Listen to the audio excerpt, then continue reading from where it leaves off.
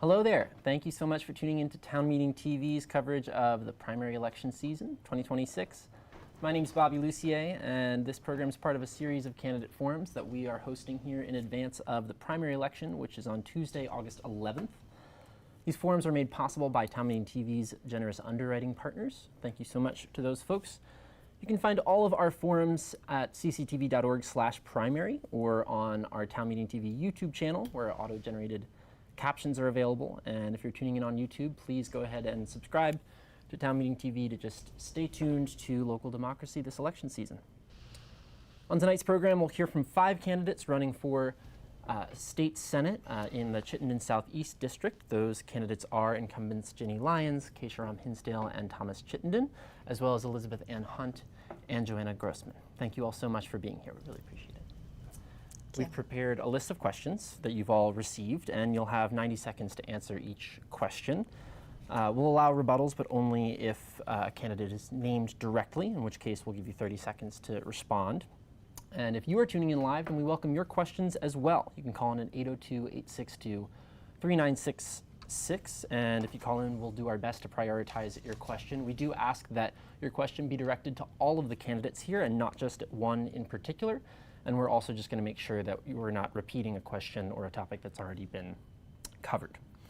So, with all that, let's get started, and we'll start with Senator Ginny Lyons with a 60-second opening statement. Thank you, Bobby, and thank you, CCTV, for having these forums. It's really critically important, I think, for our constituents as well as for ourselves. I've been in the Senate now for a bit, and so I am chair of the Senate Health and Welfare Committee and on Appropriations, and as well as other committees. I'm a Senate leader who listens and collaborates and stays grounded in the daily realities that people face, whether it's healthcare costs, education, climate change, public health, housing, or supporting older Vermonters and working families. My focus really remains on building a stronger, more affordable Vermont where people can thrive. I mean that very sincerely, and I bring a vast amount of experience. We'll say one of my successes was having the constitutional amendment on reproductive liberty passed in '24, and now this year I have another constitutional amendment on the ballot in November for inclusive equal rights. So thank you for having us. I look forward to the rest of the evening. Thanks so much. Keisha Hinsdale. Yes, good evening. I am Senator Keisha Hinsdale, and I want to echo Senator Lyons' comments about the importance and value of being able to do this and having local public access television and Town Meeting TV. Really, our democracy won't survive at this point unless we have these kinds of opportunities, and so thank you all for keeping that spirit alive. I serve as the Senate Majority Leader. I also sit on Senate Economic Development, where I was chair and passed 3 landmark housing bills in the last 3 years, and have moved to Senate Education from Senate Finance to try and get upstream and improve our educational outcomes while recognizing the quality and strength of our schools, and have been working a lot on career technical education. So I'm pretty laser focused on the cost of living and affordability in Vermont, and it really is a science. We have to be able to look at tools like the economic progress indicators and family budget household calculators and make sure that we're supporting families in every area to be able to stabilize in Vermont and thrive. Great, thank you so much, Keisha. Thomas Chittenden. Hi, everybody. My name is Thomas Chittenden. I'm running for re-election, but before I do that, I want to offer thanks as well. I just want to say this is my 9th candidate forum with Town Meeting TV, and we just did one 2 nights ago, but I got to say, every campaign I've been in, this is always my favorite for one big reason. Y'all give the questions in advance. I can't tell you how much I appreciate that. First time I ran for City Council, I was so nervous, but the fact that you gave me questions, I got to prepare in advance, so I really appreciate everything you do. You are the antidote to fake news and the crumbling democracy, so we need more local TV, local coverage. people that we know and trust in the media. Probably used up all my time on that, but I'm running for re-election for a variety of reasons. One of them being the same reason I ran 6 years ago. I want to see more opportunities for current and future generations of Vermonters to be able to live here, stay here, work here, and thrive here. I'm unabashedly pro-growth. I want to see more opportunities to build housing, build businesses, build opportunities in this state. I've seen too many of our youth have to leave the state in order to pursue careers, and in every position I've had at the University of Vermont, where I work full-time, on the South Burlington City Council, on the Green Mountain Transit Board, or in the state Senate, I come with a pro-growth perspective and trying to find a way that more Vermonters will be able to experience Vermont in the years to come. Thanks so much, Thomas. Elizabeth Ann Hunt, your opening statement. Hi there, my name's Dr. Elizabeth Ann Hunt. I live in Charlotte with my family, and I work here right down the road in South Burlington as a pediatrician. I am running for State Senate, Chittenden-Southeast, because I'd like to make the best out of our citizen legislature. I work with all sorts of families through the lens of the future, investing in kids, young adults, and our systems here in Chittenden County and the state of Vermont. And I care deeply about and understand the vast details of these systems. These are people with different economics realities, countries of birth, political beliefs, but in my position, for all comers, it's always the same. We share goals. We come together, I listen a lot, and there are results. The results usually involve action. Sometimes it means we're gonna wait a little bit, circle back, reflect, get outside help. But typically, the clock is ticking and I'm on it for results. Thank you so much, Elizabeth. And lastly, Joanna Grossman. Yeah, thank you so much to CCTV for having us. I so appreciate it. Yeah, my name is Joanna Grossman, and like everyone else, I'm running for Chittenden-Southeast District State Senate. I work for Phoenix Books, and some of you may know I have a political podcast called There's No Way in Creamy. I'm running because I love Vermont so much. I love our community vibe and how we show up for each other and protect each other, our reproductive rights, our gender affirming care, our protections for our natural environment are so special and make us so unique. We are a refuge and we need to protect it. I've knocked on over 2,400 doors so far in this campaign, and I have heard over and over again that our families can't afford to stay here. This refuge that we've created is no good for our kids if they can't afford to stay here. Folks can't afford housing, they can't afford health care. I've been organizing across this county for years, and I've been hearing loud and clear that our constituents, our municipal leaders, our local businesses, they need a partner in the Senate. Our status quo isn't cutting it for working families in Vermont, and I'm running because I believe we deserve better. Great. Thank you all so much. And if you are tuning in live, you can call in again with your question, 802-862-3966. But we'll start with the questions that we have prepared, and we'll start with Keisha Rom-Hinsdale in this first one about committee assignments. So the legislature gets most of their work done in committees that focus on specific legislation, take testimony, and look to bring completed legislation to the full House or Senate floor. So what committee do you think you would serve best on, and why?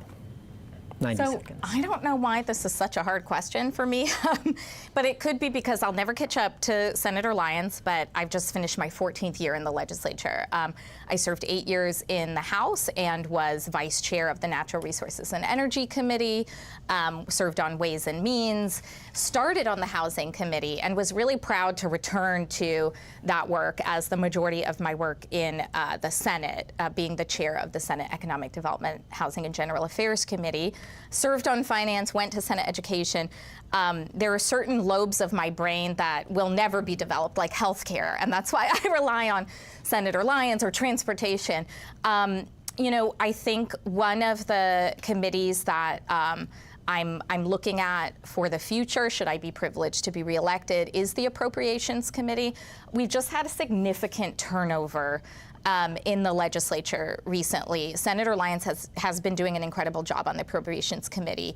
We tend to really look at how many senators from each county you have on a committee and make sure that various voices are heard. So I'll probably be happy to serve wherever I am of value, but it meant a lot to me to be pregnant twice as the chair of the Economic Development Committee.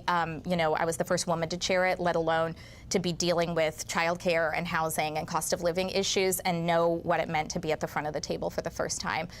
So I love that committee. I try to go where I'm needed in the afternoon, and it's just a privilege to do all the work we do in the Senate. Okay. Thank you so much. Thomas. So I think the question was, which one might I prefer? I must say, there's no such thing as a bad committee. That's something I've learned in my 3 terms so far. So I'd be happy on any committee. I think if I was asked, and we are asked to rank our top 3 choices, and then the committee on committee does their best to line them up. I'd probably want to continue on Senate Finance. I think I'm getting a grasp of taxation. They're calling me Tommy Tax around there, and I'm okay with it.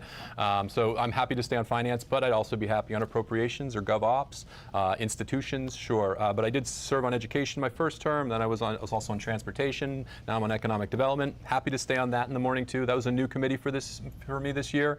We talked a lot about the vices: tobacco, marijuana, gambling. I don't drink, I don't smoke, and I don't gamble. But I think, a good value add to the discussions on the committee. So I will just say this: every committee has a chance for senators to apply their background, their perspective, and common sense to come to good policy. I have a background in IT and higher education, so I'm happy to serve on education again. Also, I teach in the business school, so the finance background is also a comfortable space for me. Happy to serve anywhere. Can I just take a moment to say, I don't know who's calling you Tommy Tax, but I might start using that from now on. I'm getting okay a plaque. Elizabeth, your thoughts on committee assignments where you might want to serve? Fun conversation. Where to begin? So the most pressing and family forward committees would be healthcare and education. And as a working mom with 3 kids who've been through public school, a school volunteer, I've been the school health advisor for many years, writing prescriptions for EpiPens, among other things. I know a lot about how they work. I also attend school board meetings. I'm a taxpayer. Healthcare is a no-brainer. I was a physician owner of a multi-practice consortium that didn't have the luxury of predicting the pandemic, so we had a bottom line. We had to do more with less a lot and absolutely maintain top-notch healthcare for our patients, and we did it very well. We didn't go bankrupt. We actually opened a new office, and we innovated. And that's something we need in Vermont, far more than heavy-duty, over-bureaucratized regulation like I feel we have as an oppressive force in healthcare right now. I also am fluent in Spanish, and I take care of migrant kids through Puentes de Salud and know a lot about how people get here, what they go through, how they find food. It's fascinating, and it means a lot to me. And I used to work in jail. I was the staff physician at Woodside, which was when we had a juvenile rehabilitation facility. And I learned so much about juvenile justice, and I've also observed the lack of juvenile justice in Vermont and what it's done now to our safety net. So I'm open. Thank you so much, Elizabeth. And Joanna Grossman, your thoughts on committee assignments? Sure. So I'm going to give you a top 3. I think my top choice would be government operations, which is a little bit more of a nerdy committee, but it oversees election law. Our democracy is under threat right now. I have a lot of experience fighting for democracy and voting access. And, you know, as a longtime campaign manager, I'd love to help facilitate candidate access as well. So I'm very excited about GovOps and getting a little bit more in the weeds about how to support our state agencies and help them do better. I'm also really interested in education. I've been fighting for public education since my 16-year-old was in kindergarten, and I would love to get more into that conversation. I'm sure we'll talk a lot more about education tonight. And economic development is really interesting to me, too. I work for a local business, a small business here in Vermont, and we really need some champions in the Senate to help us move forward and support growth and support cultivating our local economy here in Vermont, and I'd love to be a part of that. Great. Thank you so much. And Ginny? Well, thank you. This is really fascinating for me because I sit on the committee on committees that makes the appointments to Senate committees. So we appoint senators to their first, second, third choice as much as possible. My own interest, obviously, is continuing to work on systems reform for healthcare. Our healthcare system is really wacky. There's no question about it. And some of the work that we're doing is going to start to unfold the difficulties within that system. So we've passed a bill a few years ago that looked at the gaps and the needs across regions of the state, and now we're trying to sort out how best our hospitals can fit into filling some of those needs, and then also how our community-based services can work collaboratively with individual providers or clinicians and hospitals. So that's a big deal right now. We've also been doing a lot of work on prescription drugs, just generally lowering costs as much as possible, and building systemic changes to healthcare, I really think is great. I'm also the lead member on appropriations. I look forward to continuing that work, also knowing that healthcare is about 20% of the budget, and it's huge. And I know you have a question later about federal funding, so I'm sure we'll get back to that. But those are a couple of things that I'm interested in, not to exclude any other committee, because I've been on most all of them at some point. Thank you. Thank you so much, Ginny. Thank you, everyone, for your answers to that question. And the next question is about federal funding, and now we're getting into the hard ones here. So Vermont relies on federal funds for roughly a third of its state budget. And with the federal government pulling back on spending across multiple programs, that foundation is shakier than it has been in previous years. So how do you think that Vermont should prepare for federal funding reductions? And when you have to make hard choices, what are your priorities? And we'll start with Thomas Chittenden. This is a great question, and what my short answer is we need to keep doing what we've been doing. So what we do in the State House is we balance our budget. Unlike other states, we don't have a constitutional statute or a constitutional provision requiring us to, but we do every year balance our budget. We take the e-board economic forecast from our state economist and we align that with the expected revenues, and we match what we're going to be able to spend in the budget to those revenues. We maintain and strengthen our robust budget stabilization reserves every year. It can be tough, but in order to maintain our bond ratings, we set aside money in our education fund and our transportation fund and in the general fund. This past year, I believe we put $50 million aside because we were uncertain what the federal government was going to do. So that $50 million was something that this year's legislature had to work with on other fronts. So we have taken the steps in the past in order to adjust for the uncertainty out of Washington, D.C. We do need to adjust and recalibrate some of our funds. The transportation fund is anemic. It is declining. We are getting less gas taxes because people are burning less gas, and that's a good thing. But we do have a purchase and use tax offset transportation revenue that we've been sending to the general fund for years when the transportation fund was flush. So what we do need to do is recalibrate that, because the benefits principle of taxation is that transportation revenues should fund transportation dollars. So this is some of the in-the-weeds details that you do in appropriations and finance, but it's an important aspect of maintaining and balancing your budget every year. As for what the priorities are, making sure Vermonters, the most vulnerable, have the resources and the government services necessary to be okay. Great. Thanks so much, Thomas. Elizabeth. I would say this has already happened. We're already seeing less. The federal government's not paying their fair share, especially when we look at the Centers for Medicare and Medicaid Services. And so here, day in, day out, we need a plan A and we need a plan B. And I believe the plan A should be building on our strengths.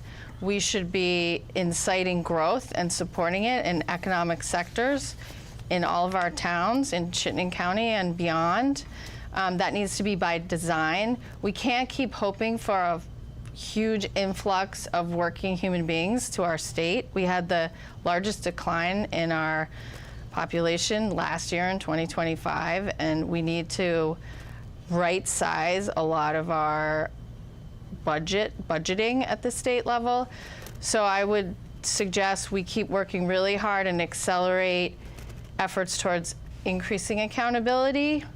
We'll get at that when we talk about government accountability and H67, that iterative looking at what we're doing, how it's working, what could be better, being reactive in a healthy way. Fiscal responsibility is very important. And we need modern regulatory entities with the right amount of reach and the right amount of a sounding board. I think things have gotten a little out of hand with saying no far more than we should be saying yes in Vermont. Thank you so much. Joanna. Yeah, I really appreciate us talking about this. So I think it bears repeating, a third of the state budget is federally funded, and that money is starting to dry up. And actually, half of Vermont's nonprofit funding is federally funded as well, which is another huge source of revenue for the state, a huge employer for Vermont. Vermont needs to be focusing on economic self-reliance. It's never been more important for us to leverage something called the multiplier effect. So that means, just for example, if you buy a book at Phoenix Books, that goes to pay for our staff. It goes to pay for our utilities. It goes to pay for our property taxes, which supports our schools and roads. It's really important that we leverage that and keep our money here in Vermont. A part of my role at Phoenix Books is advocating for local businesses, and I talked to a local business owner just this morning. We need to make sure that we're directing our economic development spending to helping Vermont businesses grow here, filling missing markets here so we can continue to compound and grow the economy internally so we're less reliant on the federal government, and really, really supporting growth here in a way that it really keeps our money here in Vermont. Great. Thank you so much. Ginny? Thank you. I mean, this is an absolutely great question. We were faced last year with the challenging loss of SNAP funds, as you all can recall. And our Joint Fiscal Committee met, and we looked at the money we had set aside, that Senator Chittenden referred to, the $50 million, and use some of that as a backup plan. We aren't going to be able to do that every single time. But when we see safety net programs being eroded, we absolutely need to plan to make sure that people are held at least halfway whole. So if I think about my priorities, I think about those things that have really helped people stay in Vermont and thrive in Vermont, whether it is our new vouchers for rental properties or ownership. Using the money that we do have in new ways is going to help. Then we also need to look at the things that we need and the things that we don't need within state government and begin to recalibrate our administration somewhat. And we've started to talk about those things. And finally, we can't continue to take $100 million out of our reserve funds and put those into supporting lower property taxes. That's a difficult thing to say, but the reality is we have so many needs in state government, we have to look at other opportunities. Time is up. Thank you so much, Ginny. Keisha Hinsdale. Yes, so I started my time in the House when the Great Recession hit. I was actually lucky to have a job as a legislator, graduating college and, having a paycheck. And Senator Lyons was already there. I started in the Senate with Senator Chittenden when the pandemic hit. So we're very used to running into burning buildings. But I think something that really needs to be said is this question is asked in a friendly way, the federal government pulling back. We are seeing a complete renegotiation of our relationship with the federal government. And the Trump administration is robbing states blind, is robbing Americans blind of their hard-earned tax dollars that are supposed to pay for the programs that keep them whole. So I just, want to level set that it's not, well, we'll just make do and we'll keep doing what we've done. We have had, as Vermont, a strong relationship with the federal government and our federal delegation that we should be proud of. And we, are swinging wildly from a Biden administration that understood that putting money back into a state's economy in a stressful time will help create more value, now to a president who is extracting all of the value that he can for him and his friends from our states. I have lots of ideas. We used to have a fee bill that the governor has since the last decade not allowed us to introduce. That used to fund all of state government. So, there's a lot we can do, but we should also recognize that we should not treat this as a normal relationship with the federal government. Thank you so much, Keisha. Thank you all for your answers to that question. We're going to stick on the topic of money, but now we're shifting over to the question of new taxes. So Vermont is facing increased costs across housing, education, healthcare, human services, at the same time that federal funding is uncertain. So progressive lawmakers have pushed for new taxes on high earners and large asset transfers, while the governor and others have resisted new taxes and fees. So where do you come down on the debate around new taxes, and how do you think the state should raise the revenue it needs going forward? We're going to start with Elizabeth here.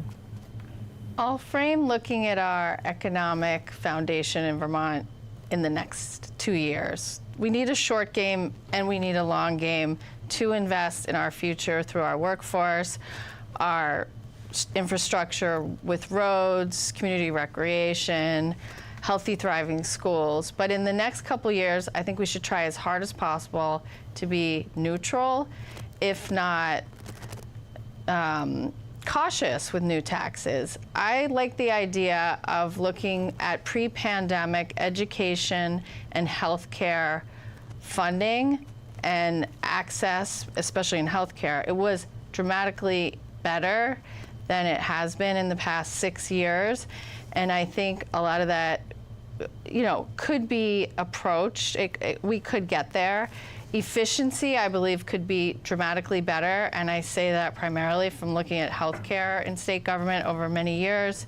Our tax brackets need to be modernized and brought up to date with inflation. That's been a few more years.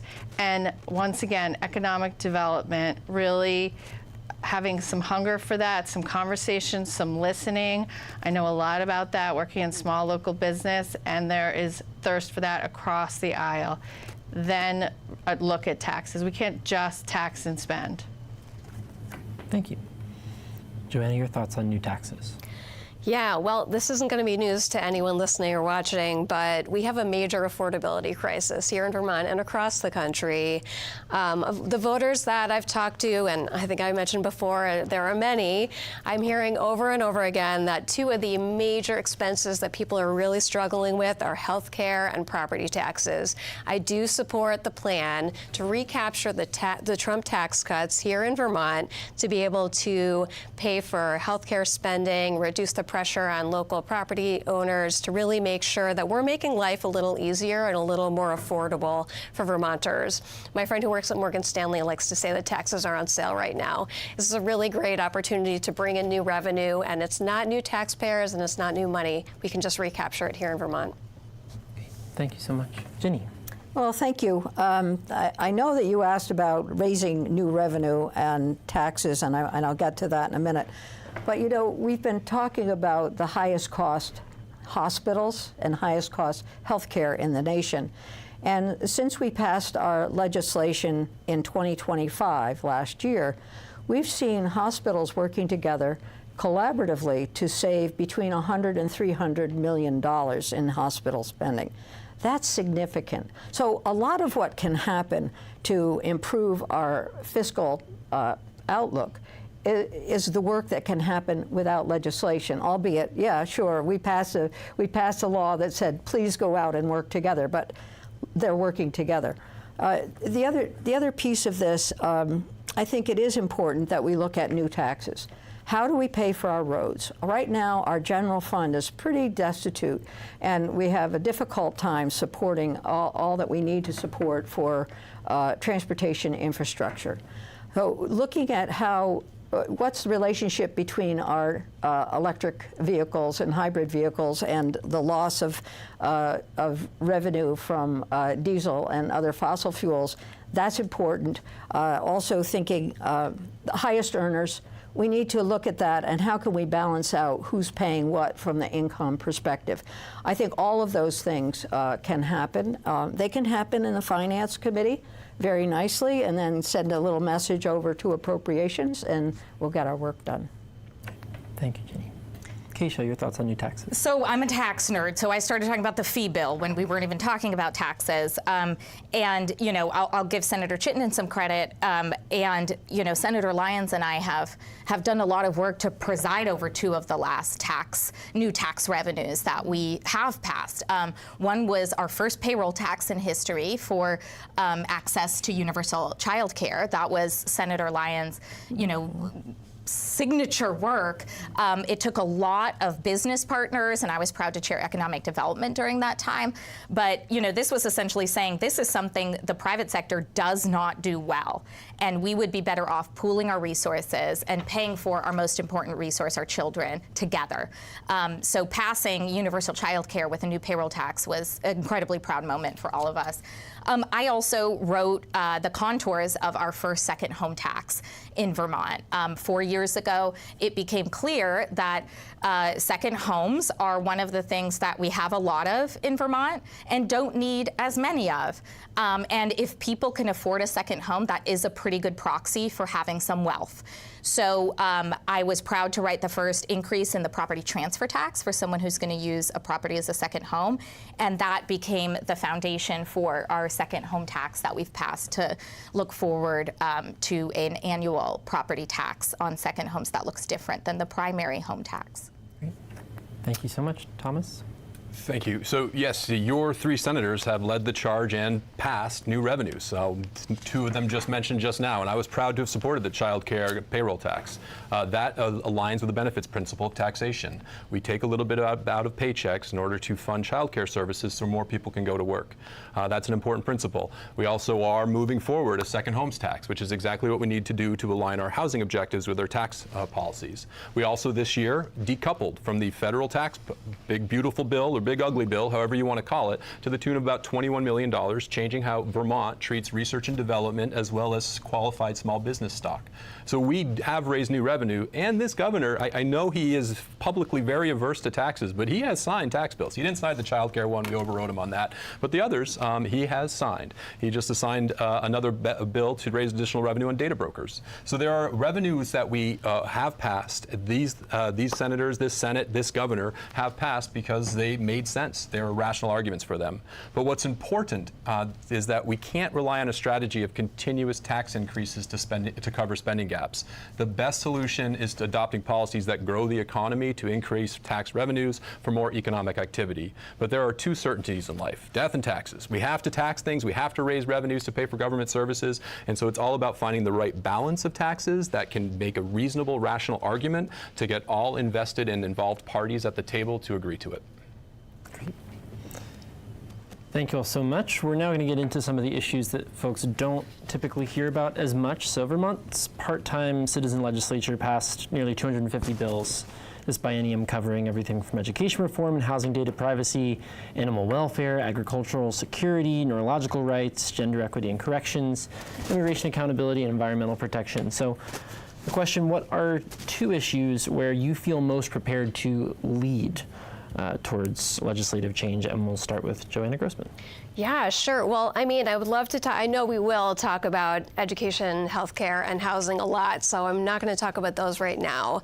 But democracy is an issue I feel very passionately about. It's very important right now, and I have a lot of experience. I used to work for Indivisible, which is a national leader on fighting for democracy across the country. I worked for Indivisible when we took the country back from Trump the first time, and I'm very confident we'll be able to do it again. So I have a lot of experience in that area, and I would love to continue fighting for democracy and shoring up voting access. The other one is supporting small businesses and economic development. I work for a small business, I mentioned that before, and I'm very passionate about making sure that we protect and fight for growing our small businesses and doing the things that support them. A good example of that is the swipe fees bill that couldn't get through this year. That's a great example, a great way that we could have supported our small businesses, and I want to continue fighting for them and moving that conversation forward. Great, thank you. Yeah, thanks. Ginny? Wow. A part-time legislature is really a full-time job, just to let folks know. I calculated once how many hours and how much time, and it comes down to a very low pay and a lot of work, but very rewarding. So what would I feel prepared to lead on? Pretty much, I would look forward to understanding a lot of different issues. The issues that you had listed here, including neurological rights, gender equity and corrections, immigration accountability, environmental protection. All of those are very exciting, and I'd be happy to lead on them. I have led on the environment. I was chair of Natural Resources and Energy for many years, beginning our first greenhouse gas reduction goals and putting in a lot of the a lot of the work on renewable energy. So I would do that. I'm also very much and well equipped to lead on healthcare, as I have been, and I would look forward to doing that. And then finally also on appropriations, as I've said before. I have worked hard in finance. There is an issue, I think, that we all need to face, especially as candidates, and that is Citizens United, and how really disruptive that whole area is to our democracy. We did pass a very strong resolution in the state of Vermont a few years ago. I led it. I took it through the House and the Senate, and my time is up, but I will say that other states followed us, and now we need to lead again on limiting corporate contributions to campaigns. Great. Thanks so much, Jeannie. Keisha? So I think it's tempting, you know, after having spent 14 years in the legislature, to try to turn 2 issues into 5 issues, but I'm actually going to do the opposite. I feel uniquely able to lead on housing and homelessness. And while I would say Senator Lyons, as chair of Health and Welfare, has far more of the jurisdiction on homelessness, I say I feel uniquely prepared because my own family struggled a lot with housing and homelessness as I was growing up. You know, I have said before that when you see your parents sleep in a car, when you watch your sister live homeless because of substance use and precarious housing issues and mental health, you know, those things don't leave you. So, you know, people have always asked, where does your passion for housing come from? And we lived through foreclosure. We lived through not being able to pay rent month to month. So it comes from a place deep inside, and that's why I have led on 3, I would say, very different housing bills, but they all bring me back to the place of this is a solvable problem. And it has a lot to do with, you know, people often not wanting those people around them. Sometimes they might use public safety reasons, and sometimes they might use environmental reasons. But I will challenge people within my own party or outside of my party to make sure that we're really treating housing like a human right and making sure that it is affordable for all families. Great. Thanks so much, Keisha. Thomas Chittenden. So one thing I'm going to continue to be a constant drumbeat on, whether or not that's leading on it, it's something that I keep raising, is something that I don't feel that we've done enough of, which is something the governor has called for, which is comprehensive permitting and land use reform. I'm going to be a constant and continuous voice, and I will say it's starting to get louder, and I see that's how things work. You have a conversation, you raise awareness, you build momentum, you get additional people to get more comfortable with it, to understand the implications of it in their constituencies. We need to institute shock clocks for permits. We need to make it more realistic for when somebody tries to develop something, how much time they can expect to have to before they can move forward with the project. Reduce appeal ambiguity. We did not get appeal reform done this past biennium. I am optimistic that we set the stage to really take this on for the next biennium. I want to look at party status reform. We need to tighten who can appeal certain conditions. Act 250 has been the third rail in Vermont politics for too long, and I'm continuing to say we need to look at it, we need to reform it, and we need to revise it and update it for the modern era. So that's something that I'll be a continuous voice on. The other thing that I would hope that I have been a leader on and would hope to continue to be is civility in the Senate and bipartisan collaboration. I think it's really important that we all work together. I'm proud of how this session ended. I don't take full credit for it, not at all. I give credit to every member in that building, but it's just really important that we listen to both sides and really hear and understand where they're coming from so that we lead the way in how we function as a state government throughout the whole country. Great. Thank you. Elizabeth Van Hunt. I love this question because this is why I'm running now, is because we have a citizen legislature. I understand the low pay that Senator Lyons alluded to, and I think efforts to improve that would be well received by many people. For me, working as a primary care doctor is the best job I could ask for. I absolutely love it, and I won't leave it. I don't want to stop practicing medicine. And I feel like being at the policy table, listening to constituents, connecting all of the dots from social services to direct healthcare provision to education while looking at our earth and our climate at every turn is something I'd love to try. I would try my best. I like hard things.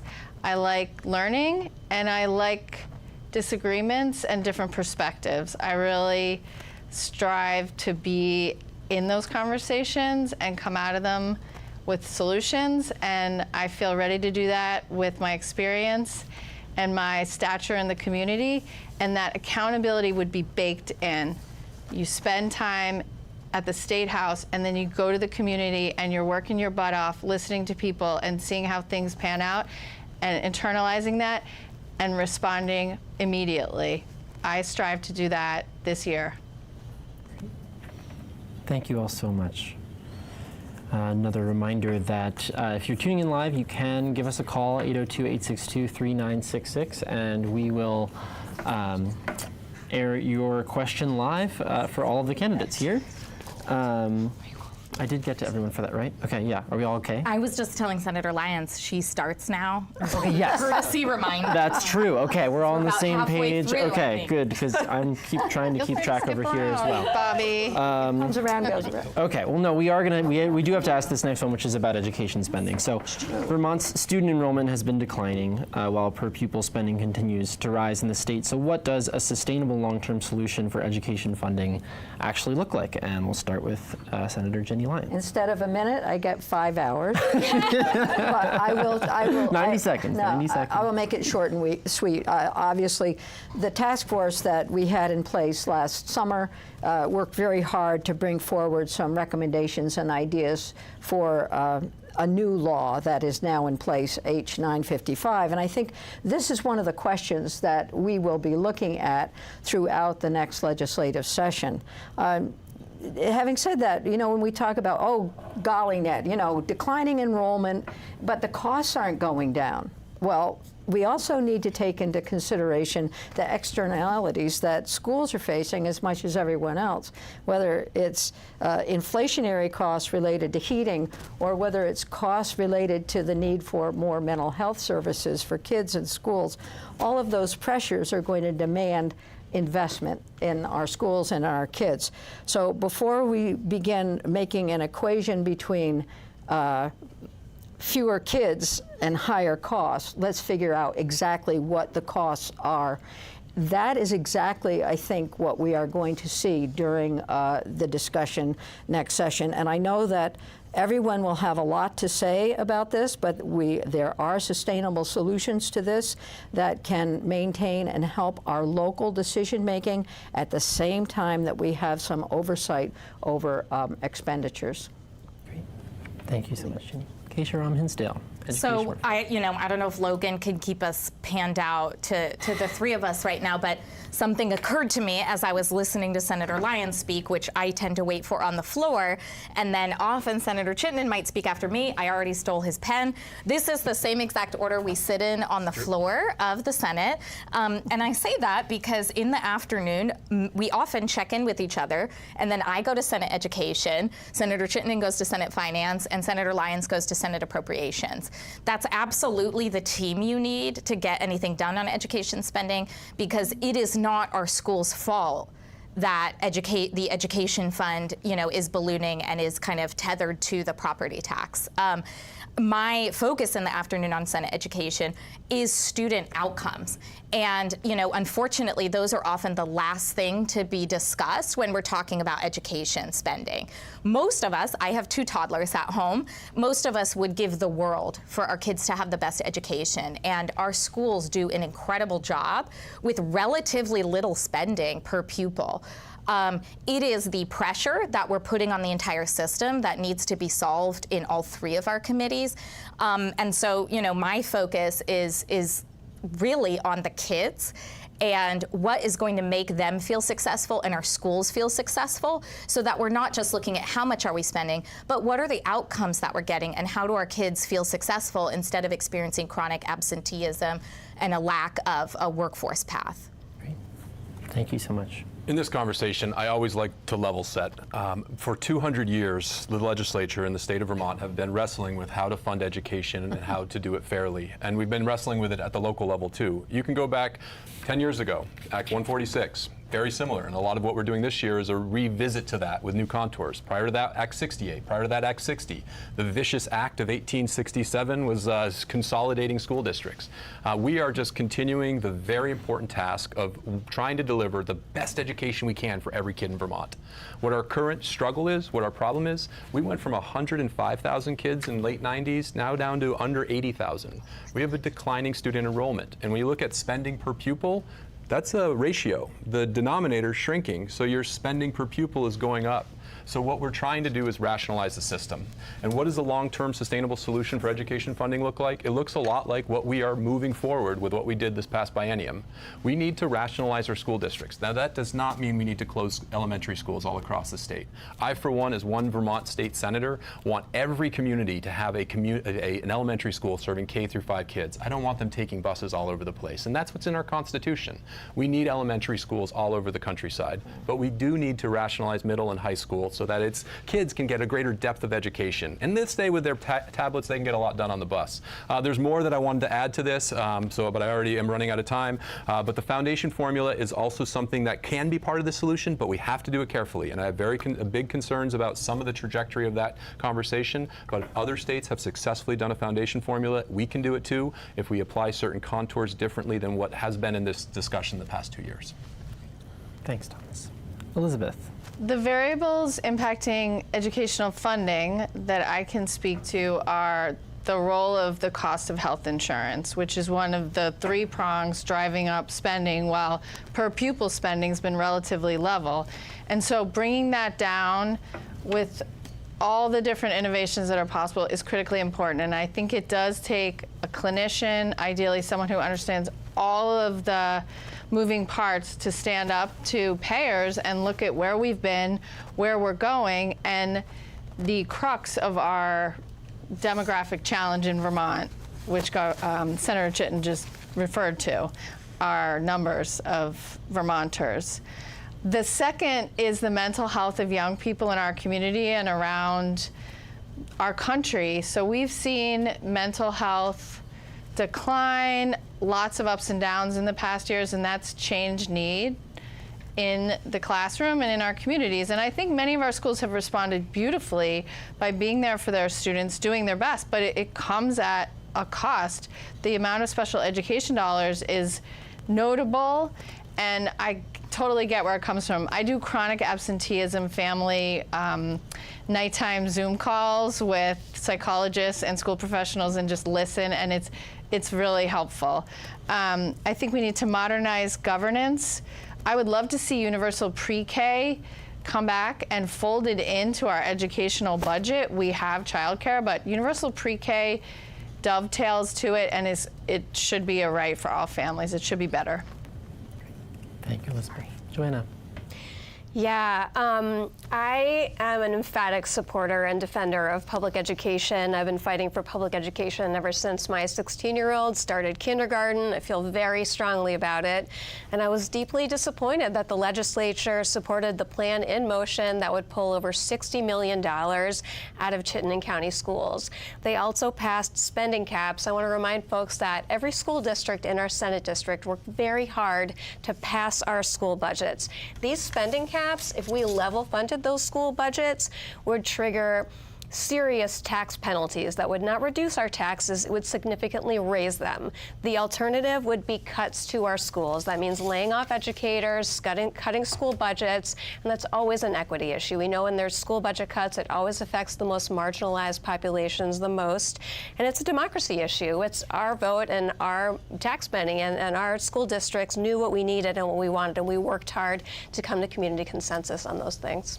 So may I, given that I think we're doing well on time, and I think some of the information that was just presented is inaccurate, and I do really worry about the effect that will have on our school budgets and on how people build trust in our public schools.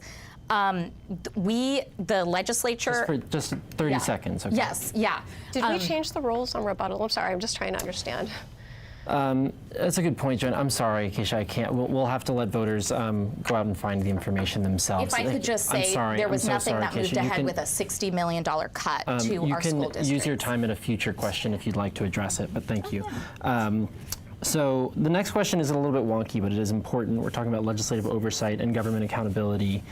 This session, the legislature took up H67, which is a government accountability pilot that would charge the Joint Fiscal Committee with evaluating whether state programs are actually delivering on their goals. So do you think the legislature has been doing enough to hold the executive branch accountable? And what would meaningful oversight look like to you in the next session? We're starting with Keisha here. I think this is a good one for me to be able to start. It is a good reminder. I've sat on the Government Operations Committee, I sat on the Government Accountability Committee, and I currently chair the Ethics Panel for the Senate. So it's something I think a lot about, but my attention in this area has turned a lot to asking my colleagues to follow up on the information they do ask for and make sure that they're asking the right questions and then looking at the answers. I did that quite a bit with housing. So for example, you should really have the kind of metrics in mind that you think create an overall healthy environment. I have been incredibly focused on a 2% home ownership vacancy rate and a 5% rental vacancy rate because that is that's considered healthy churn in the market. Chittenden County, people are starting to say, wow, the housing crisis has subsided. We have talked about the childcare crisis subsiding because we are approaching healthy metrics for how people access those services. So, you know, that's an area where you can look at metrics of success and tie those to the anecdotes of what people are experiencing. And that's a really helpful way to actually move the needle because, as Senator Chittenden said, how we move government or exercise our oversight is a perennial question. But sometimes we ask for reports and we try to get metrics that we don't then follow up on. And that's one of the challenges of a citizens legislature. Great, thanks so much. This Thomas? is an important question, and it does connect to the last question. So I think one of the responses talked about spending caps. What I'd say is they aren't spending caps. That was part of an original bill, was a hard spending cap. What was passed was just a continuation and an adjustment to an existing construct called the excess spending threshold penalty. We lowered it. School districts can still spend more. That is centralized budgetary direction.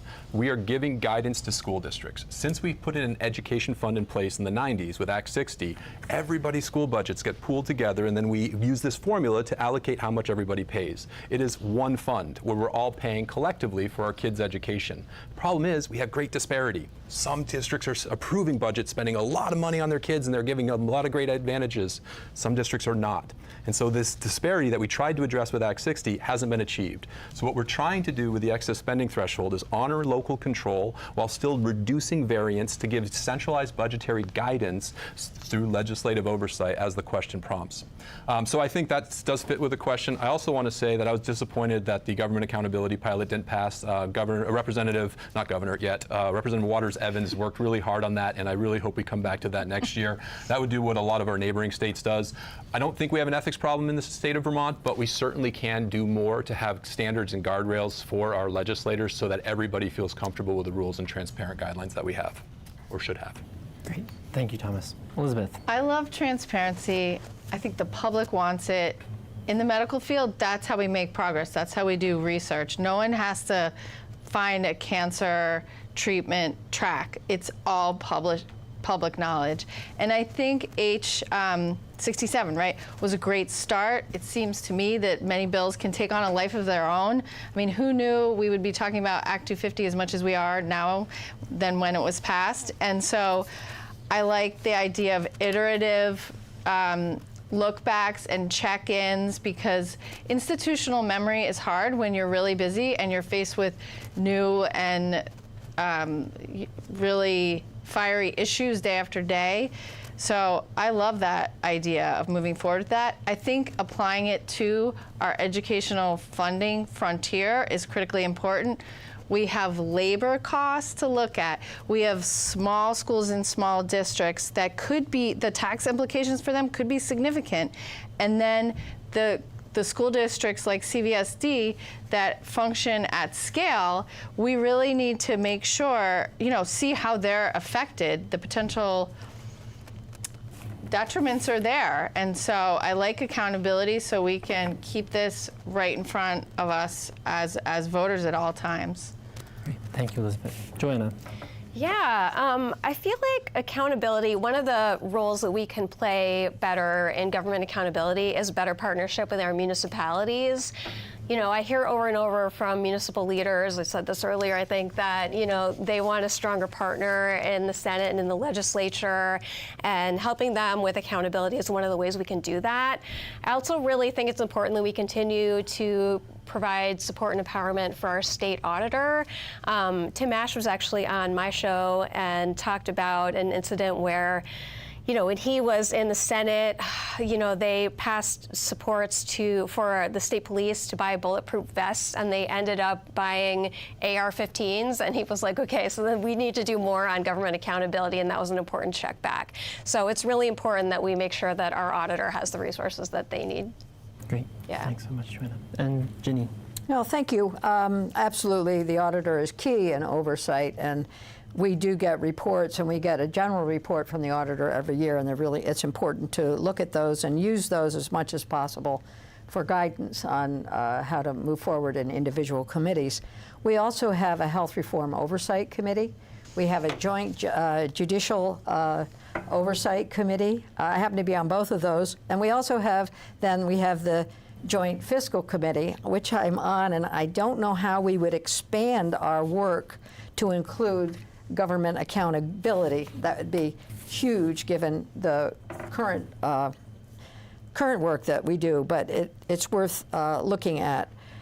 Each committee has an obligation to oversee previous laws that were passed, look at the rules that are being promulgated by the administration. So we have a legislative committee on administrative rules. I was on that for many years, and you have to know what was the legislation, what was the intent, and then what are the rules, and be able to say, yeah, these rules meet legislative intent, which is another good reason to have experienced people in the Senate. So I will advocate for myself here, my colleagues, about having experience, because you can't know what's happening if you don't know what happened before. So accountability is important, but it is critical that you have an understanding of how you got to where you are. Great. Thank you so much. The next question is relevant to where we all are right now. We're going to take a second to just ask about community media. So last year, the legislature allocated $1.89 million to support community media and radio, which includes organizations like CCTV and Town Meeting TV, across the state for emergency communications, hybrid access to local government, support for elections, media education, and more. So do you support finding a way to sustain community media through public funding? And I think we're starting with Thomas on this one. Yes, absolutely. Local journalism and community media are the definitive antidote to fake news, misinformation, and receding public trust. And I was proud, I think it was 2 bienniums ago, to shepherd through the Senate a now more common funding revenue source. Canada does it, and I believe some other states have, which is to institute a streaming tax to fill in the gap or the reduced funding that we used to collect from franchise fees from cable service providers. People are cutting the cord. I no longer have cable.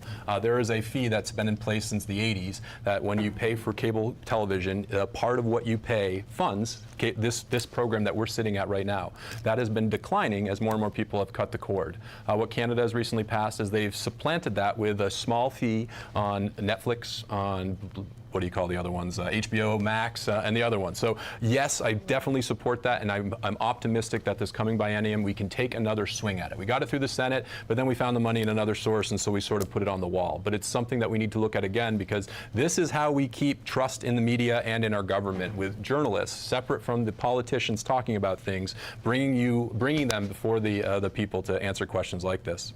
But I will say we must be incredibly careful when it comes to the state sending taxpayer dollars to media entities. Public funding naturally creates the risk of relational bias. So I fully support finding revenue sources that can fund these entities without any strings attached. And that can be done in a variety of different mechanisms. So we just want to be cautious. We don't want state-run media, but we do need mechanisms in place that help fund these independent entities to continue to do what they're doing right now. Thank you, Tom. Elizabeth. I'm so thankful for the Vermont public media community, especially as a new candidate. They've been so helpful, supportive, knowledgeable, end objective, and that is just a jewel in our crown here in this community. And I know what I know what I don't know, and this is not my area of expertise, but what comes to mind as a supporter would be just looking at our workforce needs. Our workforce planning, implementation, and long-term sustainability is going to rely on some creative thinking about, and I'm all about young people, that's my jam, thinking about what they could do, how they could achieve their potential, what areas in human life they could thrive in. And I would say a place like this, the local media outlets, whether they're in print, on screens, are an awesome place. So the workforce, technical education funding streams that we have, and we have great promise towards developing over time to keep us strong and aim for the future. I could see community media as a great recipient of those kind of supports to keep them going and also help young people find their artistic and journalistic selves. Great. Thank you so much. Joanna. Are you going to cut our mics if we say no? No, I mean, of course. So we produce our podcast at the Media Factory. I'm so grateful to CCTV and Town Meeting TV for all the work we do. When we're at the Media Factory, we see so many like school groups and community groups leveraging these resources to, do their work and get their message out and teach, people about tech. And it's a wonderful resource. And of course, I support it, especially if you turn down the AC. Jenny? So we're going to have a disagreement because I do not want the AC turned down. But I very much support the public media. And I did serve for many years on the CCTV board with Lauren Glendavidian and others who today are Public access media, public which access. is different from They're public slightly media. different, yeah. Thank you. But they all work together to provide community information that we all need. And I include in that the EMS funding that you were talking about and EMS services across the state. So we cannot not support. And when we take testimony in the committee in appropriations on this whole area, there's pretty unanimous support in the state. I think we do want trusted, knowledgeable information. Great, thank you, Jenny. Keisha Hinsdale. So when I talk to our Democratic caucus as the majority leader in the Senate, the thing that's really taking a toll on our senators, on our policymakers, is misinformation and disinformation. The rise of that, the level of, lack of integrity around AI, the lack of integrity around information that is shared is something that our senators are grappling with and our policymakers are grappling with just as much as our local media. So the antidote, not just to the crumbling of our democracy, but to making sure that we can challenge misinformation and disinformation is access to local media, the ability even to have messy conversations in the public. And, I think that's something we shouldn't take for granted. I often say the rights that are the easiest to take away are the ones that you stop caring about. When we see young people, just on Netflix or social media or wherever and not really tuning in or not finding in the places they go access to public media and being able to have their own voice, that is a new loss for our democracy. So, as majority leader and just as a leader in the Senate, my goal and my hope is that we all commit to pre-bunking, debunking, trying not to advance misinformation and disinformation in this area, in this era of such intense disinformation. Great. Thank you all so much.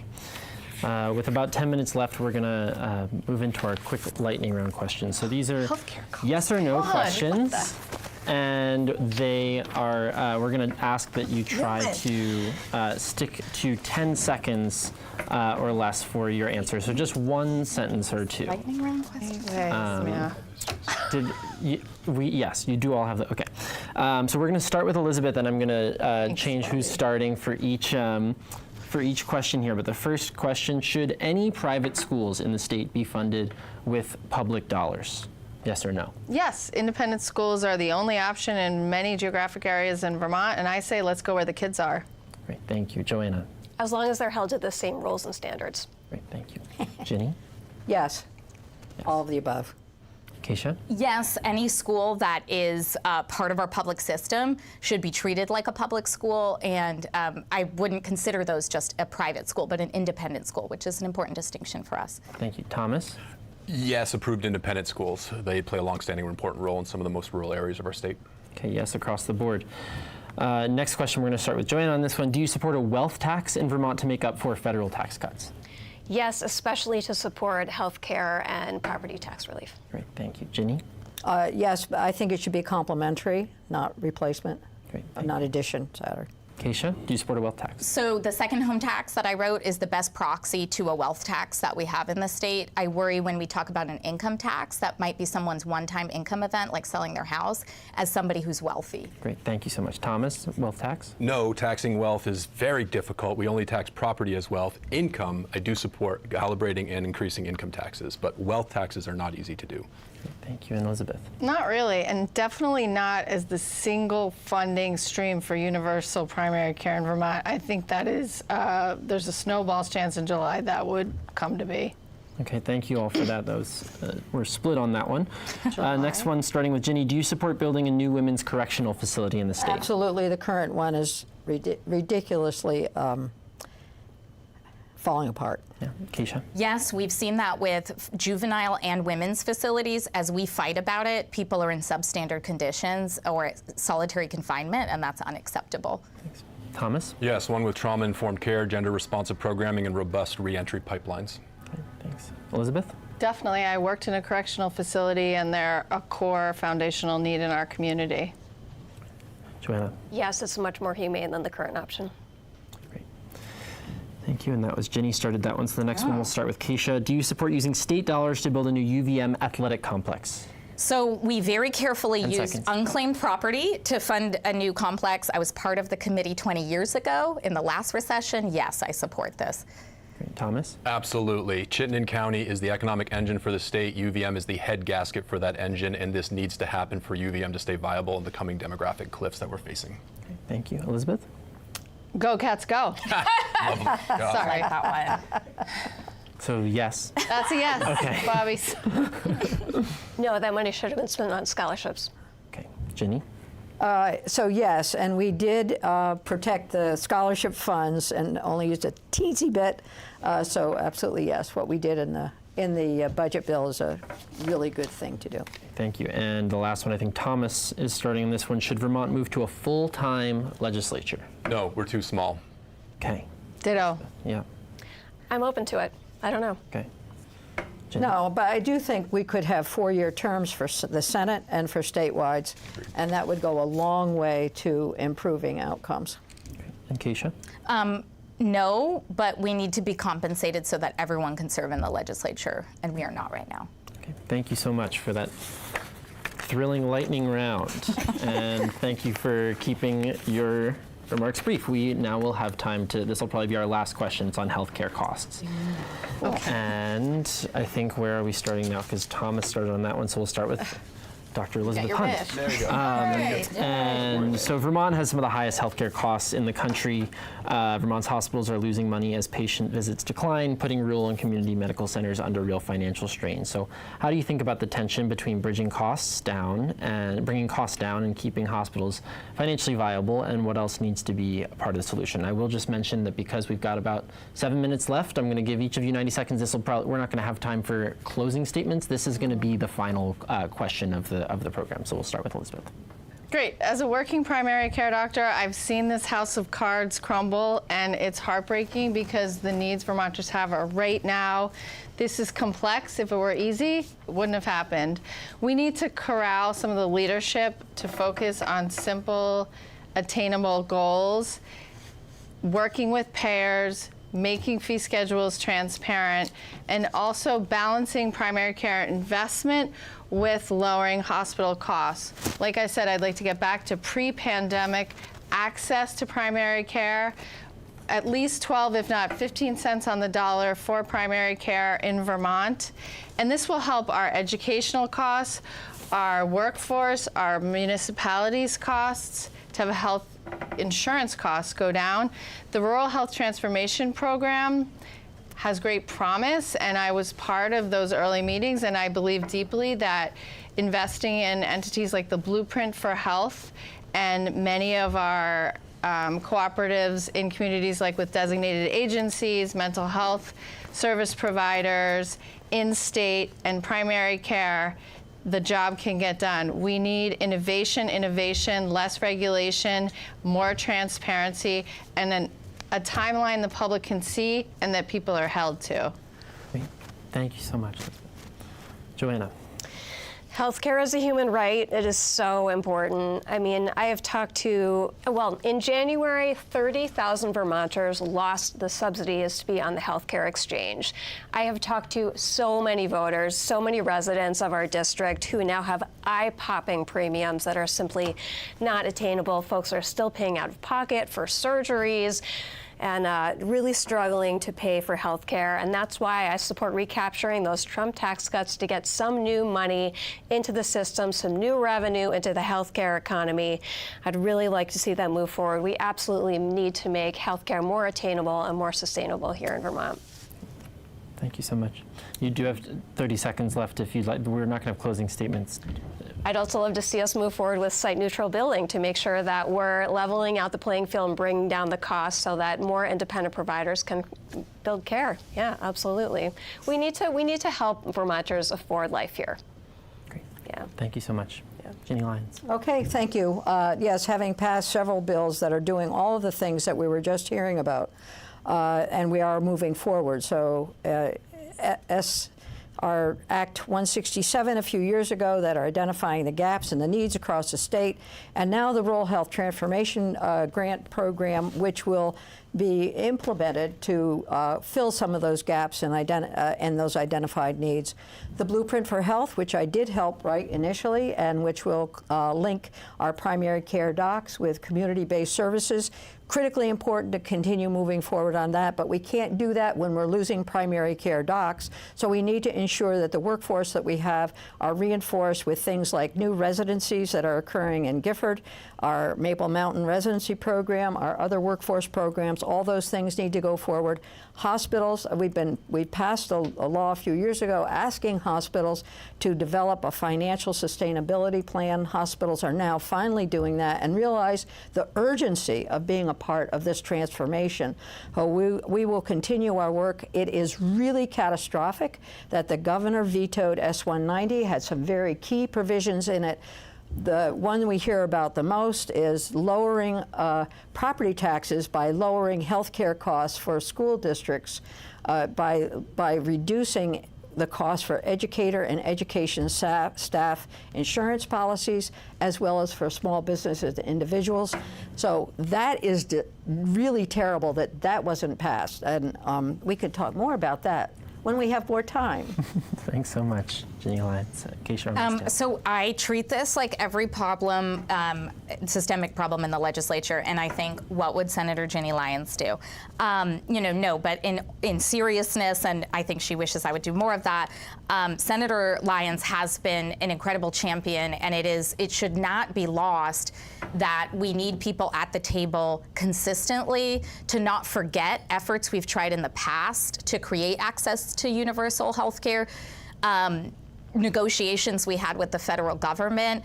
I think what's beleaguering our healthcare providers is that they stay in their work, they do 30 to 40 years of hard work, they develop deep expertise, and we can come in without listening to them and tinker with things in payment reform that isn't healthy for the system. Senator Lyons has been incredibly careful, asking the right questions, making sure we don't break the exceptional quality of care that we have in the the state, but recognizing the demographic challenge that we have, that Vermonters there are simply not enough Vermonters to pay more. Given that we don't have closing statements, I'll just say again, it is a privilege. It is the privilege of a lifetime, aside from having 2 toddlers, to be the Senate Majority Leader and to serve in the Senate. And it is a particular privilege to serve alongside my colleague, Senator Lyons. I've learned so much from since I was 22 and started in the legislature. And Senator Chittenden, has been a real champion for hard, consistent work. I hope you'll send us all back to Montpelier in November. And Thomas Chittenden. Just echoing that, it's been an honor to learn and serve with Senator Rahm Hinsdale and Senator Lyons. I am the junior senator from Chittenden-Southeast because I have the least experience in the legislature, so I'll start with that. Regarding healthcare, Vermont has been bravely tackling this challenge for decades. We shouldn't shy away from our history of bold, outside-the-box experiments like Green Mountain Care, Single Payer, and One Care Vermont All Payer. Because Vermonters care deeply about our neighbors and our kids, we expanded access significantly. However, more access means more utilization across our insurance markets, leaving Vermont with great health outcomes that we should be proud of, but some of the highest healthcare costs in the world. So I express, I have strong optimism about the 3 structural reforms that Senator Lyons has led in the last couple of bienniums. Reference-based pricing is going to lower costs, and it's not going to starve rural community hospitals. S-190 shouldn't have been vetoed. Governor Scott, I'm disappointed in you. But that reference-based pricing is still going to continue. That just would have provided immediate relief to VHI, our educators, which would help our property taxes, as well as those constituents that are facing major healthcare increases because of what happened down in D.C. So I'm disappointed that that bill was vetoed. We're going to get it next session. Whoever's there next session, I'm sure, is going to take it up. Global budgeting, that's a transition from hospitals to fixed, predictable annual budgets so they can survive shifting patient volumes. Universal primary care, I think that's the conversations are started, and so that's something that I think we definitely need to work on in the coming biennium. I hope to earn your vote. Please reach out, thomas.chittenden@gmail.com. Give me a ring. Great. Thank you all so much for joining us tonight, and thank you for tuning in to this candidate forum for State Senate for Chittenden-Southeast District. You can find this forum and many more at cctv.org/primary and on our Town Meeting TV YouTube channel. And tune back in right after the election, the primary election on August 12th, for a primary recap, results recap show here on Town Meeting TV. Thanks so much, and don't forget to vote.